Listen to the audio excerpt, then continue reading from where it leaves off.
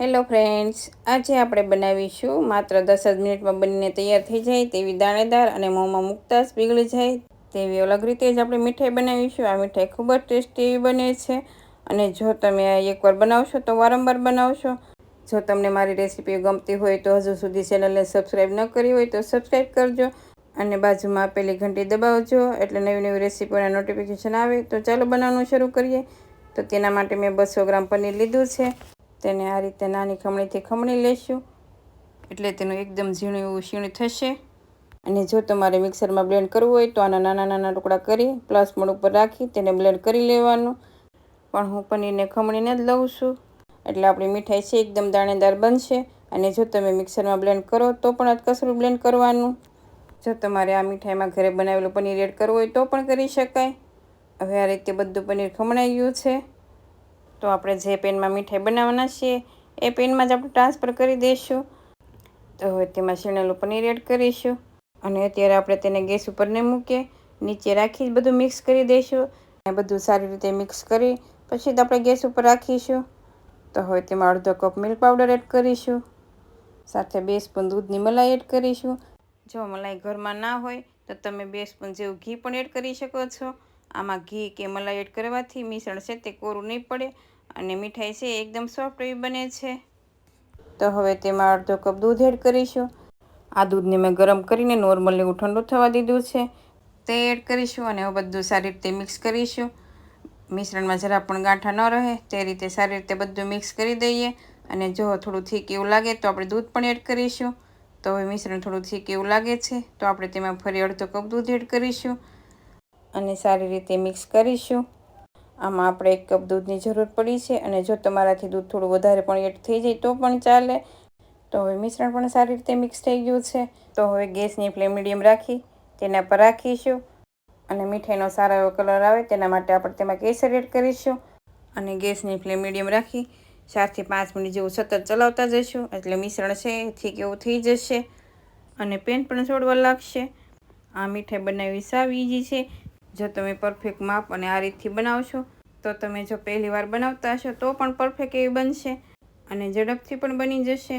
તો હવે 5 થી 7 મિનિટ જેવું થઈ ગયું છે. મિશ્રણ પણ પેન છોડવા લાગ્યું છે. તો આપણે તેમાં 4 થી 5 સ્પૂન જેવું સૂકા ટોપરાનું શીણ એડ કરીશું. 1/4 કપ ખાંડ એડ કરીશું.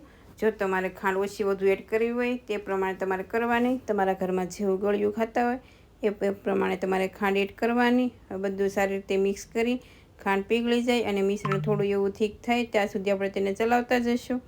તો મિશ્રણ થોડું થીક પણ થઈ ગયું છે અને પેન પણ છોડવા લાગ્યું છે. તો હવે ગેસની ફ્લેમ બંધ કરી તેમાં 1 પિંચ જેટલો એલચી પાવડર સાથે 2 સ્પૂન જેટલી તૂટી ફૂટી એડ કરીશું અને સારી રીતે મિક્સ કરીશું. જો તમારે તૂટી ફૂટી ના એડ કરવી હોય તો તમે ડ્રાયફ્રૂટના ટુકડા પણ એડ કરી શકો છો. હવે બધું સારી રીતે મિક્સ કરી તેને આપણે કોઈ પ્લેટ કે આ રીતે બોક્સમાં એડ કરી દઈશું. તો આ બોક્સમાં આપણે બટર પેપર મૂકીશું અને હવે આ મિશ્રણ છે તેને આપણે એડ કરી દઈશું. આ મિશ્રણના તમારે કોઈ પણ શેપ આપી શકો છો. જો લાડુ બનાવો તો લાડુ પણ બનાવી શકો, રોલ પણ બનાવી શકો અને કાજુ કતરીનો શેપ આપવો હોય તો પણ આપી શકો. હવે આ રીતે આપણે બરફી જેવો તેને શેપ આપીશું. તો હવે આ રીતે તેમાં બટર પેપર મૂકી તેમાં આપણે બધું મિશ્રણ એડ કરીશું અને આ મીઠાઈ એકદમ દાણેદાર અને સોફ્ટ એવી બને છે અને માત્ર 10 જ મિનિટમાં બનીને તૈયાર પણ થઈ જશે. અને તમને ગળ્યું ખાવાનું મન થયું હોય તો આ મીઠાઈ તમે ઝડપથી બનાવી શકો છો. તો મિશ્રણને આ રીતે ફેલાવી હવે તેની કિનારી છે તેને પણ આ રીતે દબાવી દઈશું અને સાથે ઉપર થોડી તૂટી ફૂટી સ્પ્રિંકલ કરીશું. અને આ તૂટી ફૂટી બાળકોને ખૂબ જ વહાલી હોય છે તો તમારે વધારે એડ કરવી હોય તો પણ કરી શકાય. હવે તેના પર આપણે ચાંદીનો વરખ લગાવીશું. જો તમારે આ સ્કીપ કરવો હોય તો પણ કરી શકાય.